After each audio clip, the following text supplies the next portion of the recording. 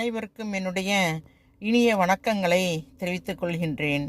இன்று அமாவாசை, ஆடி அமாவாசை.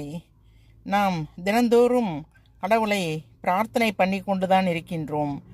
இன்று நாம் பிரார்த்தனை பண்ணுவது மிகவும் நல்ல ஒரு பலனை கொடுக்கும்.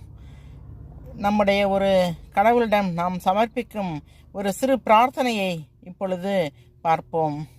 எல்லாம் வல்ல இறைவனுக்கு உம்முடைய தெய்வீக ஆசிகளுக்காக நன்றி கூறுகின்றேன்.